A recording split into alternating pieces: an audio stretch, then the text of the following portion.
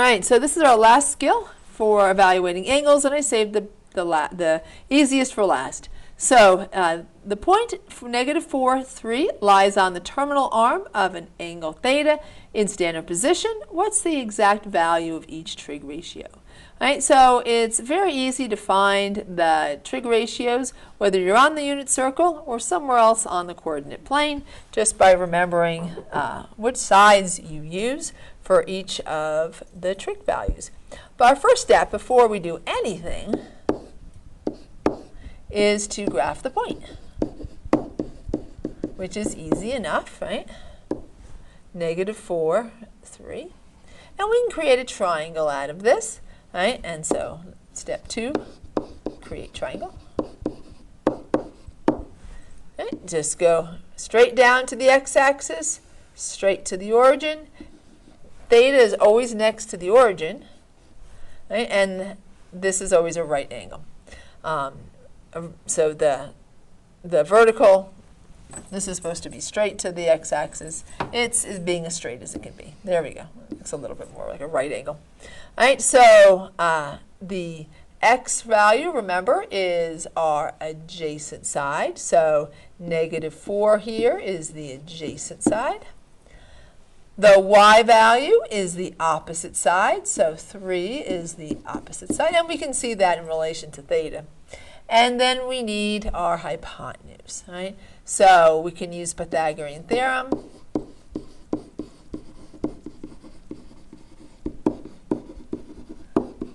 To find r. Right, so x squared plus y squared equals r squared.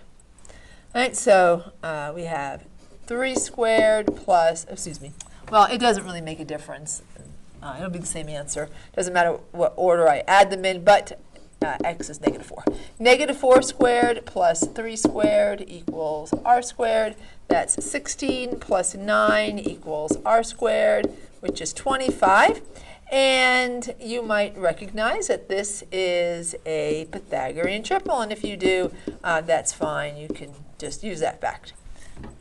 Now, if you were solving a quadratic equation and you had r squared equals 25, you would have two answers, 5 and -5.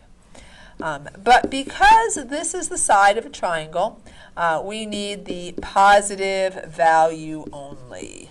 All right, so there are two solutions to the quadratic equation. However, only one of them makes any sense as the side of a triangle.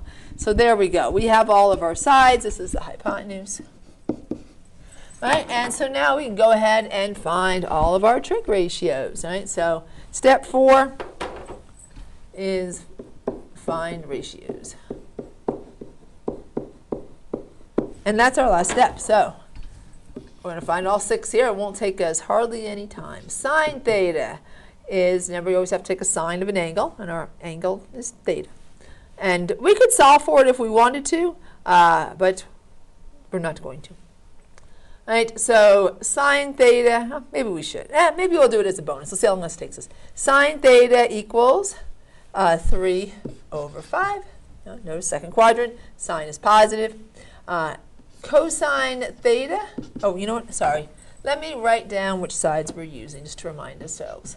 Opposite over hypotenuse, so 3 over 5.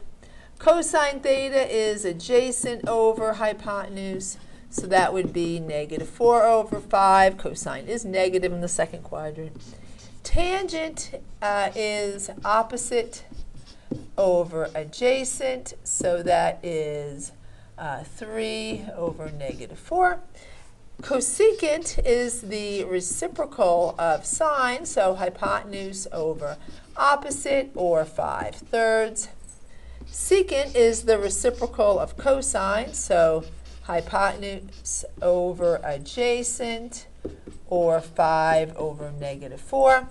And then cotangent is the reciprocal of tangent, so that would be -4. Oh, let me write that in.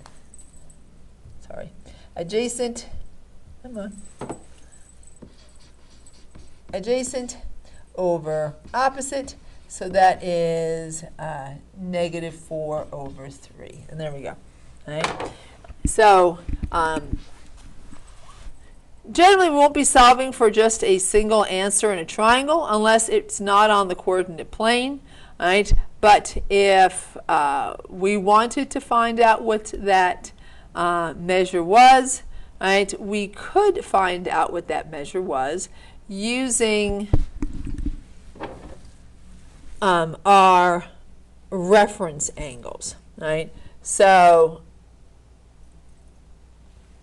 and we would have to pick one trig function to find. So only because this is 5 minutes, and this is actually, I'm not going to be testing you on this except for the solving part on the other page. So this is just a bonus. All right, so, but it is the same skills. So if we wanted to find the measure of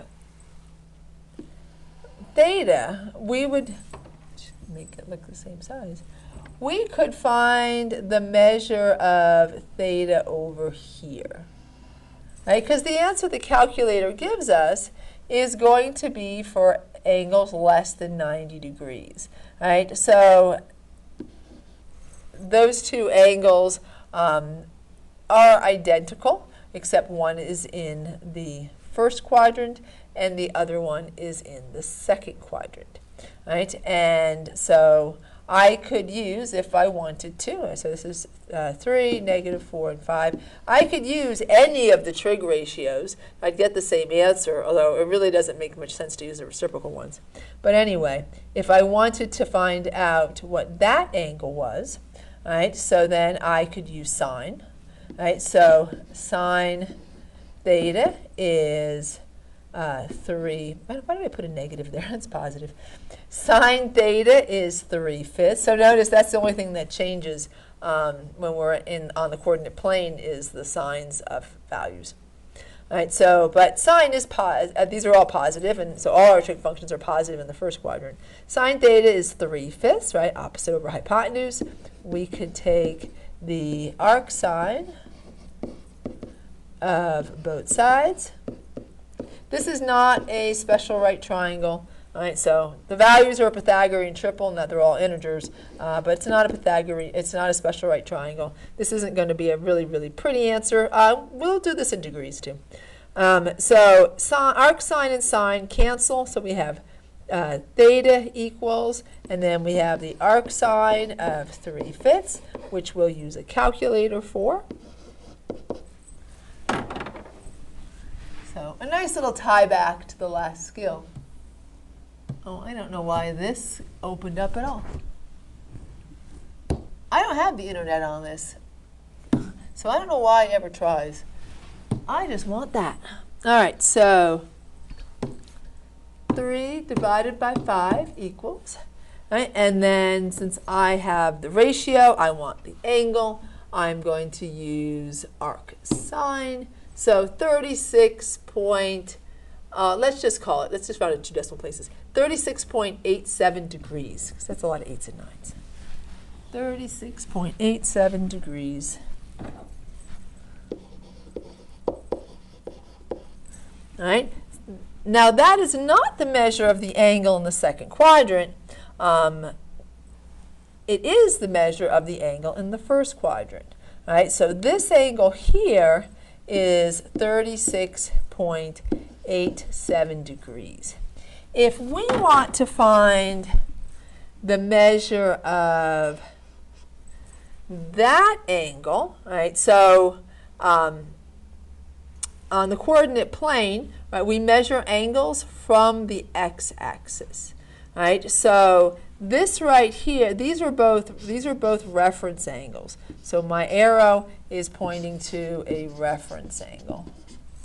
The actual angle is, here, I'll do it in another color, is the one I'm outlining in green, all right? So when we measure angles on the coordinate plane, it's from the positive x-axis to the terminal arm, right? And not from the terminal arm to the negative x-axis. That's the reference angle. So to find the that triangle, right, is, we've just put that one together. To find that actual angle measure, if we wanted to know what that angle was to our point, we would have to take 180 degrees